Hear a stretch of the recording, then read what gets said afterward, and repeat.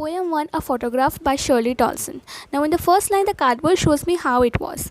Now, the poet found old photograph of her mother, which was pasted on cardboard, makes the poet recall the old memories of her mother's childhood. Now, in the second line, when the two girl cousins went paddling, okay, which means the photograph is a depiction of a mother's enjoyable moment at a sea beach with her two cousins who are younger to her. They were walking in shallow water with bare feet near the beach. Now in the third line, each one holding one of my mother's hand, which means the mother was standing in the middle and holding hands of her two cousins who were standing on each side. Okay, now the poet's mother was 12 years old. Fourth line, and she the big girl, some 12 year or so. Now here the poet's mother was 12 year. Now in the fifth line, all three stood still to smile through their hair. Here the photograph shows that all three girls, the poet's mother and her two cousins, stood still. Now in the sixth line, at the uncle with the camera, a sweet face.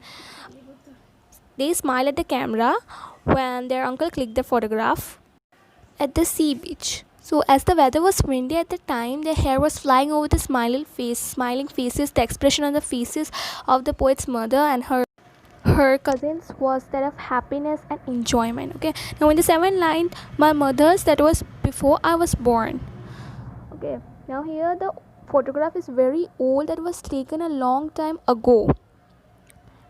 Okay, now in the eighth line, and the sea, which appears to have changed less, washed their terribly transient feet. Now here the poet means that everything has changed since then. Her mother grew up, now she was dead, and the poet was reviving her memories. The only thing that has remained unchanged is the sea, which was washing the feet of all three girls. The mention of the word transient indicates the ever-changing lives of human beings, as well as the shortness of their stay on the world. In contrast to the eternity of nature, the girls' life changed drastically during this period, but the sea hasn't changed. The stanza beautifully explains the transient nature of human beings. Now in the second paragraph, some 20-30 years later, she'd laugh at the snapshot. See Betty and Dolly, she'd say, and look how they dress us for the beach.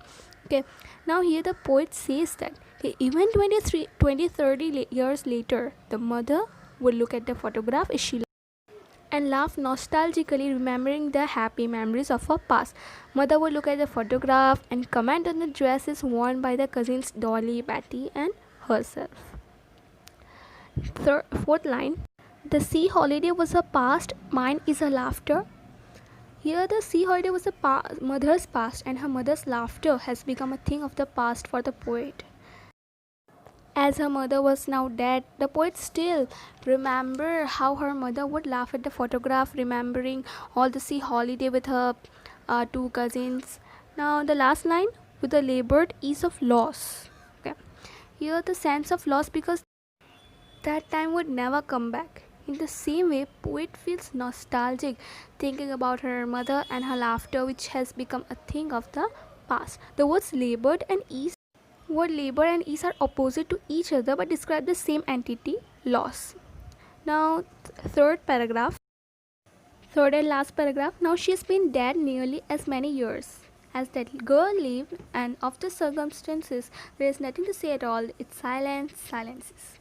The poet recalls that it is nearly 12 years since her mother died. The poet is consumed with grief but is left with no words to express her loss and pain. The poet is totally absorbed in memories of her dead mother. The painful silence of the situation leaves the poet speechless. The poet can feel the grief but is unable to express it through words. So the silence is caused by the death, makes the atmosphere gloomy when no one is able to utter words.